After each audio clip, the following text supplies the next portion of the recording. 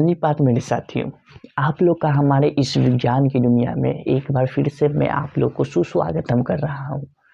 आप लोग से फिर से मुलाकात हुई है इस दुनिया में, जिस दुनिया में हम लोग एक रस की प्राप्ति करते हैं, ठीक है। जो हम लोग क्लास 9th का एक ध्वनि, वैसी ध्वनि जो कि किसी किसी को मधुर और किसी किसी को अध्वनि यानी कि अमधुरता सुनाई देती है, ठीक है। तो इस मधुर वाली या फिर अमधुर वाली जो कि ध्वनि है, किसी को नचाने वाली तो किसी को गुस्सा दिलवाने वाली, ये जो ध्वनि हम लोग को सुनाई देती है, इसके बारे में अध्ययन कर रहे थे, जिसमें हम लोग कहाँ तक पहुँच गए थे। इस चीज़ को देख ले एक बार। ये जो हम लोग देख रहे हैं यांत्रिक तंत्र जो कि आपके सामने है, ये आप लोग से दो चीज़ के मिल के मिलता है, दो चीज़ से मिलकर ये बनता है, ठीक है। पहला है ये आपका अनुप्रस्थ तरंग और दूसरा है अनुदैर्ध्य तरंग। ये दोनों को मिलाने पर आपका यांत्रिक तरंग बनता है। तो इसके बारे में हम लोग परिभाषा, उसके बाद फिर इसके अंदर में क्या क्या होते हैं, ये दोनों तरंग कैसे उत्पन्न होता है और कैसे दिखता है, इस दोनों के बारे में भी बात किया गया था, ठीक है। जो कि आपकी इसके पहले वाले भाग में इस चीज के बारे में बताया गया था, ठीक है। उसके बाद फिर आपका हमारे जो सामने जो दिख रहे हैं इसके परिभाषा, ठीक है, और साथ में इसके ये जो हमारे डायग्राम जो दिया गया है इस पे भी चर्चा किया गया था, ठीक है। हाँ ठीक है। और इसी डायग्राम में हम लोग जो ये पढ़ रहे थे, ठीक है, क्या पढ़े थे, ट्रांसवर्स वेव, हिंदी में अनुप्रस्थ तरंग। तो इसी में एक मेरा निकला था, एक ये चीज और एक ये चीज, दो चीज निकला था, श्रिंग और गर्थ, ठीक है, ये दो चीज निकला था। तो यही दो चीज के बारे में थोड़ी और अंदर इसके जानने का कोशिश करेंगे, यानी कि ये दोनों वेव के कैरेक्टरिस्ट, अभिलक्षण, इसके बारे में आज जानने का कोशिश किया जाएगा, ठीक है। तो आप सब तैयार हो जाए और तैयार होने के बाद इस दुनिया में उतरने का कोशिश करें, और मैं आप लोग को ले चलता हूँ उस दुनिया में जिसमें आप लोग को किसी ज्ञान की बात किया जाता है। चलिए,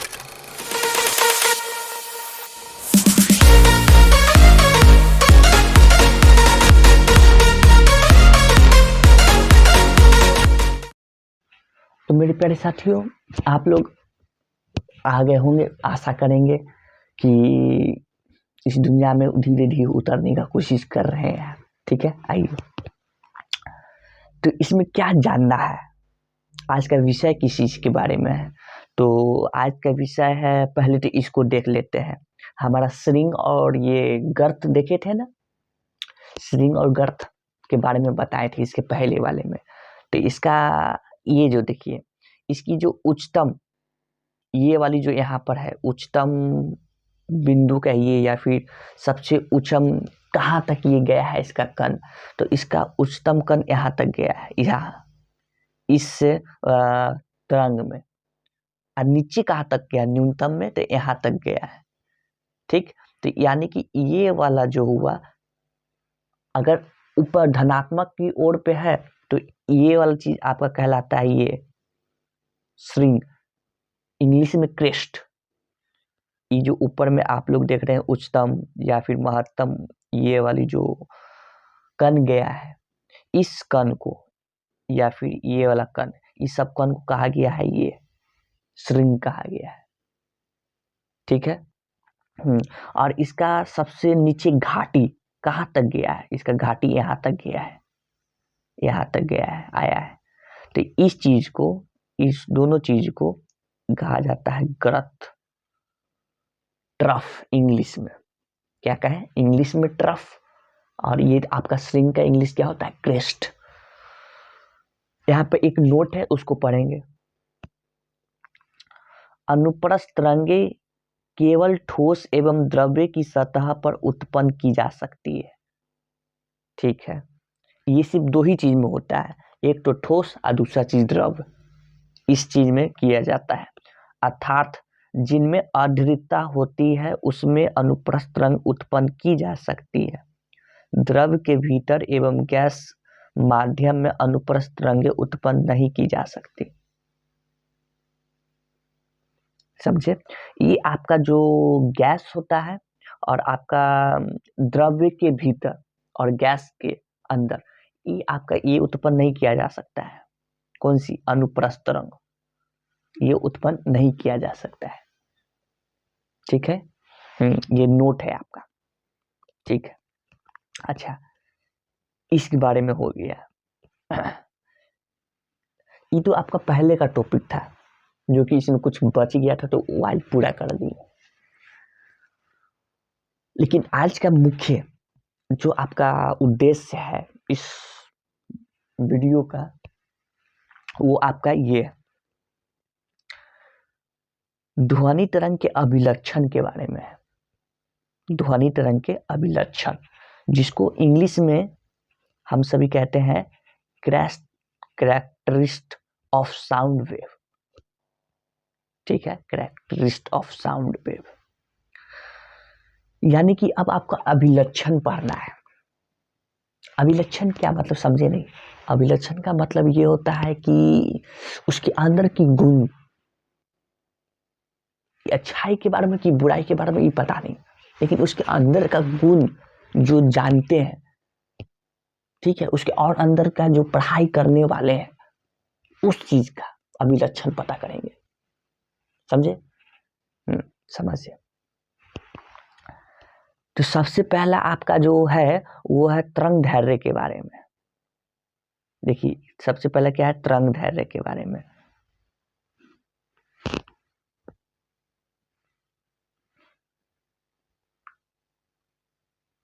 सबसे पहला है तरंग दैर्ध्य। इंग्लिश में इसको वेवलेंथ कहा जाता है। ठीक है, दो चीज इसमें, एक तो जुड़ा हुआ है एक वेव, ठीक है, और दूसरा चीज क्या जुड़ा हुआ है इसमें? लेंथ। ठीक है, यानी कि इसमें एक तरंग होगा और दूसरा इसमें क्या होगा? लंबाई।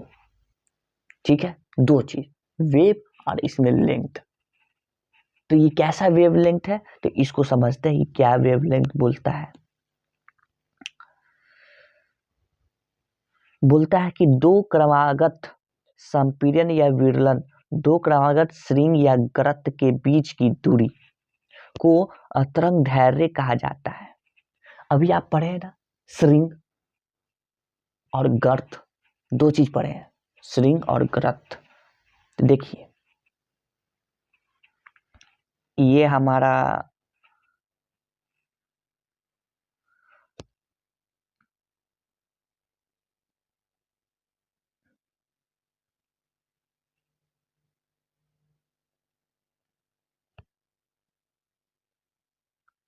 तरंग गया है। ठीक है, ध्वनि वाली। चलिए, तो इसमें हमारा जो श्रृंग बनता है वो सबसे उच्चतम जो गया है हमारा बिंदु या फिर कण, ये वाले देख रहे हैं, एकदम देख रहे हैं। ठीक है, तो ये दोनों का जो श्रृंग है, ये दोनों हमारा जो श्रृंग है, एक ये वाली, ठीक से और कर देते हैं, ये यहाँ ये कलर ठीक रहेगा, एक ये वाला और एक ये वाला श्रृंग है, और इधर भी तो एक श्रृंग है। ये इंग्लिश में क्या बोलते हैं इसको? इंग्लिश में क्रस्ट कहते हैं, क्रेस्ट। ठीक है, तो इस दो क्रमागत ये हो गया और ये हो गया, इस दोनों क्रमागत को हम लोग कहते हैं तरंग दैर्ध्य। ठीक है, यानी कि इंग्लिश में वेव लेंथ, हिंदी में तरंग दैर्ध्य। किसको, किसके किसके बीच में? दो क्रमागत श्रृंग हो गया, या फिर आपका गर्त जो नीचे बनता है घाटी में, सबसे नीचम घाटी में कण जो जाता है वो कहाँ गया? ये यहाँ जाता है। एक ये रहा, ये रहा, तो इसके बीच में जो बनेगा ना दो क्रमागत दूरी या फिर लंबाई, ठीक है, इस चीज को वेवलेंथ कहा जाता है और इसको सूचित किया जाता है लेम्डा से। ऐसे ये कौन अक्षर है? तो ग्रीक अक्षर है ये एक। कौन अक्षर है? ग्रीक अक्षर है लेम्डा।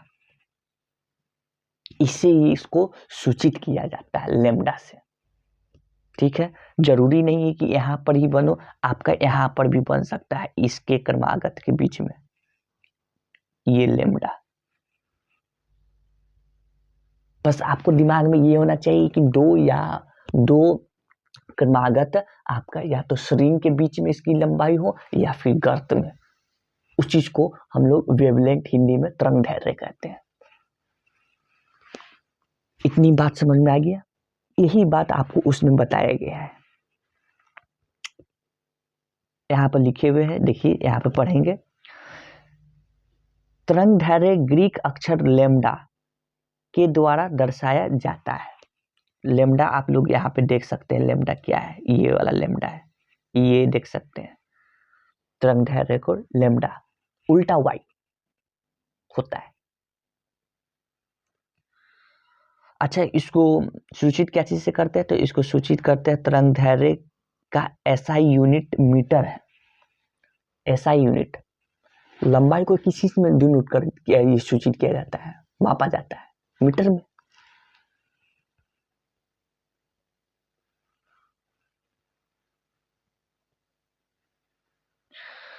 और आपके सामने ये जो फॉर्मूला जो दिख रहा है, इस फॉर्मूला को इसको अभी आप लोग रहने देंगे। ठीक है, आने वाले जो होगा अभिलक्षण उसमें आप लोग को पता चल जाएगा। ठीक, इसको हटा दिए। दूसरा होता है आप लोग का जो अभिलक्षण मिलेगा, वो अभिलक्षण है किस चीज का? इस चीज का, आवृत्ति का।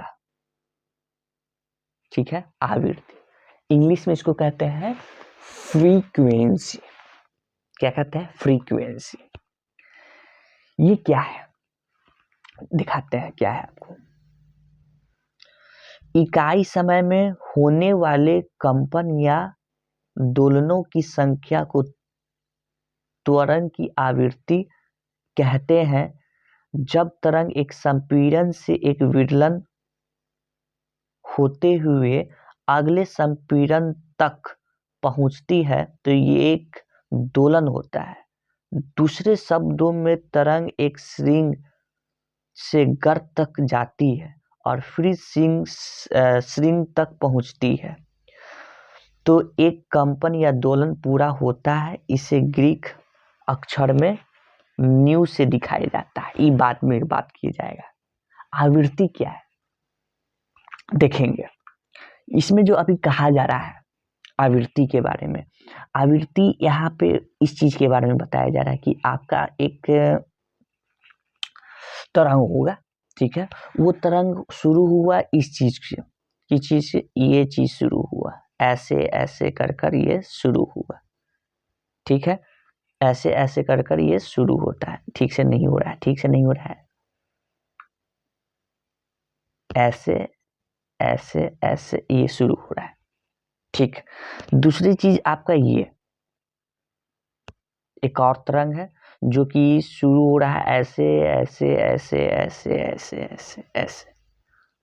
ठीक है, ठीक। तो यहाँ पे आप एक चीज देख सकते हैं, वो चीज क्या देख सकते हैं?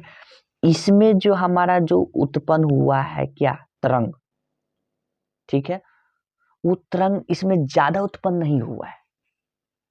जो अपने आप का जो लहर यहाँ पे लहर तरंग तरंग जो उत्पन्न कर रहा है बार बार अपने आप को, जो दोहरा रहा है इस चीज को, ये जो बार बार दोहरा रहा है, कहाँ से कहाँ दोहरा रहा है? देखिए, एक यहाँ से लेकर यहाँ तक का एक बार हुआ, फिर यहाँ से लेके ये एक बार फिर से यहाँ दोहराया 2 बार। ठीक है, तो इस किसी समय में, यानी कि किसी समय में, इकाई समय में, ठीक है, ये अपने आप को ये बार बार दोहरा रहा है।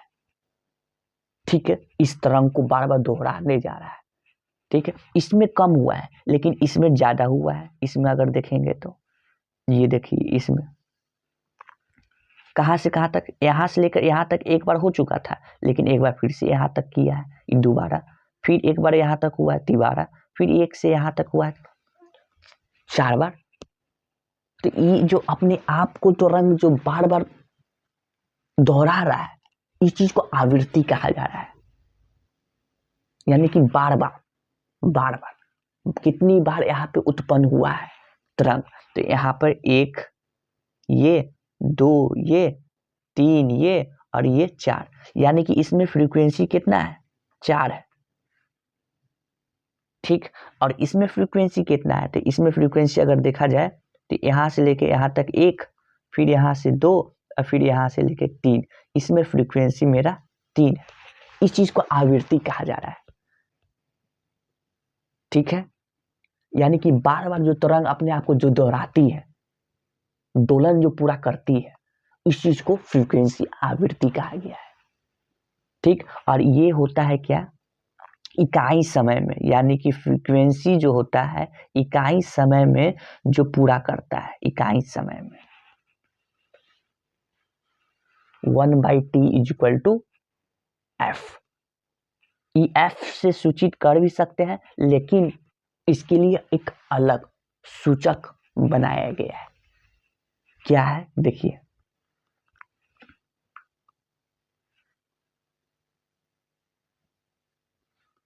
ये देखिए, इसके लिए अलग से सूचक बनाया गया है। इसे ग्रीक अक्षर भी से दिखाया जाता है। आवृत्ति का SI मात्रक हर्ट्ज, यानी कि Hz से सूचित किया जाता है। ठीक है, जो कि कुछ इस तरह की आप दिखाएंगे, किस तरीके से दिखाएंगे, v = 1/t, v = 1/t। ठीक है,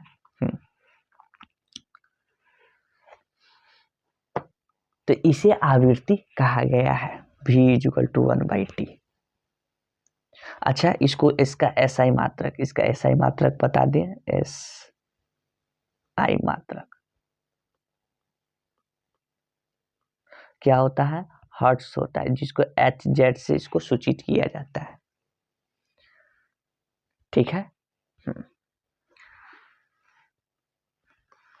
तो आज की जो क्लास है, आज इतना ही पे संपन्न करते हैं। ठीक है, फिर अगले पार्ट में मिलेंगे फिर से इसी का अभिलक्षण लेकर, जो कि आज सिर्फ 2 ही चीज के बारे में बताए हैं, एक तरंगदैर्घ्य और दूसरा आवृत्ति के बारे में। अगले क्लास में फिर इसके आगे की बात की जाएगी। तब तक अब मुझे जाने का अनुमति दिए। ठीक, जब तक के लिए जय हिंद, जय भारत आप सभी का।